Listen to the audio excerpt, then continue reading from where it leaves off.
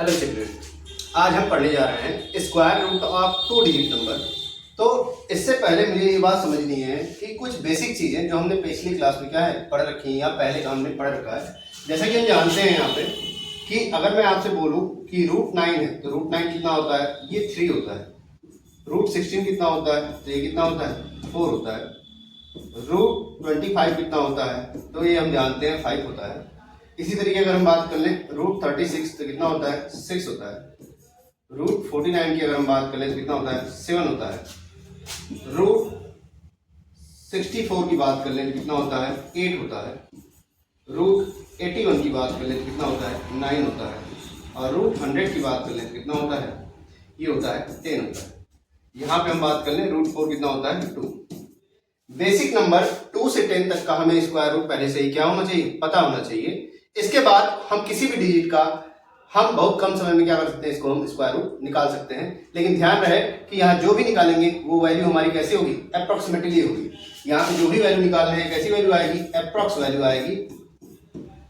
तो इसको निकालने से पहले हम समझते हैं, जैसे कुछ एग्जाम्पल लेते हैं ताकि हमें बातें समझ में आए। जैसे अगर मैं बोल रहा हूँ कि रूट 11 मुझे निकालना है और मुझे ये बात समझ में आ रही है कि 11 जो नंबर है वो किसके किसके बीच में है, कौन से स्क्वायर के बीच में। तो हम देख लें यहाँ पे कि 3 और 4 के बीच में, मतलब 9 और 16 का हमारा क्या होगा, उसके बीच में आ रहा है 11।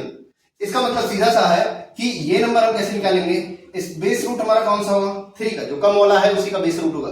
जैसे 9 16 तो होगा नहीं, उससे कम वाला 9 होगा, मतलब 3 होगा। यहाँ पे हम बात कर लेंगे 3। और अगर मैं बोलूँ 3 का स्क्वायर कितना होता है, 9 से 11 कितना ज्यादा है, 2 ज्यादा है। कितना ज्यादा है, 2। और हम बात कर लेंगे जो बेस नंबर हमारा है, जैसे कि हम बात कर लें यहाँ कितना है, 3 है, तो हम इसको हमेशा कितना करेंगे, 2 × 3।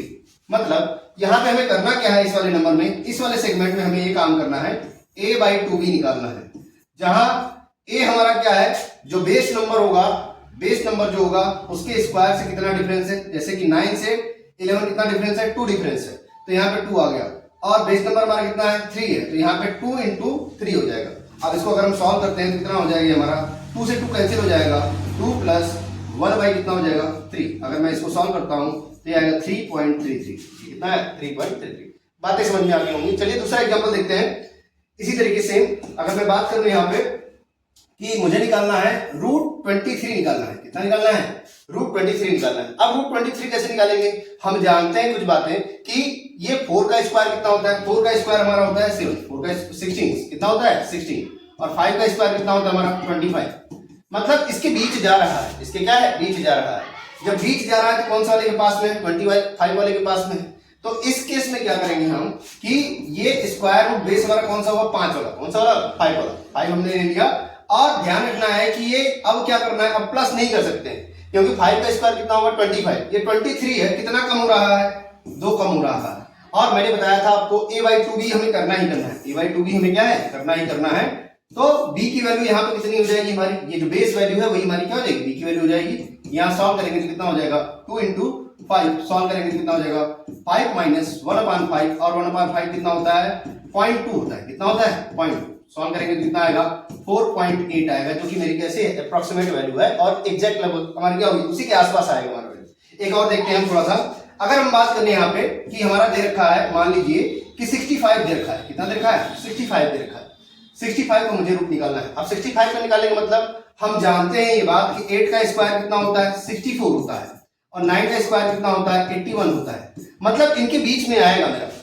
तो 65 है तो 64 के पास में है, तो मैं बेस कौन सा लेके चलूंगा, 8 लेके चलूंगा। तो मैं बात समझ रहा हूं कि 8 मैंने लिख लिया। बात अब क्या है, a/2b कितना ज्यादा है, 64 से 65, 1 ज्यादा है, 1 लिख दिया, अपॉन 2। b की वैल्यू क्या होगी, b की वैल्यू मैंने पहले ही बताया कि 8 हम लेते हैं, तो हमने ये ले लिया। यहाँ पर अगर हम सॉल्व करेंगे तो कितना होगा, 8 + 1/, कितना हो गया, 16। अब मुझे एक बात समझ में आनी चाहिए, जब हमें कुछ वैल्यू नहीं पता होती है, मान लीजिए बड़ी वैल्यू आ गई, 1/16 आ गया, तो इसके लिए कुछ बातें हमें ध्यान रखनी है। जैसे अगर मैं बोलूं कि 1/2 की वैल्यू कितनी होती है, 0.5। ये आपको लर्न होना चाहिए। ये क्या होना चाहिए, लर्न। जो मैं बताने जा रहा हूं वो आपको लर्न होना चाहिए, 1 से लेकर 9 तक, 1/2 से 1/9 तक। 1/3 की वैल्यू अगर मैं देख लूं 0.33। इसी तरीके 1/4 की वैल्यू देखूं तो कितना होगा, 0.25। 1/5 की वैल्यू जो है वो कितनी होगी, 0.2। 1/6 की वैल्यू कितनी है हमारी, अगर हम देखेंगे तो 0.167 आता है। 1/7 की वैल्यू देख लें तो 0.14287 होता है। और इसी तरीके बात कर लें 1/8 की वैल्यू कितना होगा, 0.125 होगा। 1/9 की वैल्यू अगर देख लें तो 0.11 होगा। और 1/10 की वैल्यू अगर हम देख लें तो कितना होगा, 0.1 होगा। तो ये मेरी बेस वैल्यू, मुझे इतना याद है। यहाँ पे कितना आ रहा है, 16 आ रहा है। तो 1/8 का मुझे पता है 0.125 आ रहा है। तो अगर मैं 1/16 का निकालना चाह रहा हूं तो मैं यही तो लिखूंगा 1/8 इंटू 2। मुझे ऑलरेडी पता है 1/8 कितना होता है, 0.125 होता है। तो अपान 2 कर देंगे, अपान क्या कर देंगे, 2 कर देंगे, करेंगे तो 0.0625 हमारा समथिंग आएगा। और यही हमारा होगा 8.0625। हमारी समस्या आपको बातें समझ में आ गई होंगी। धन्यवाद।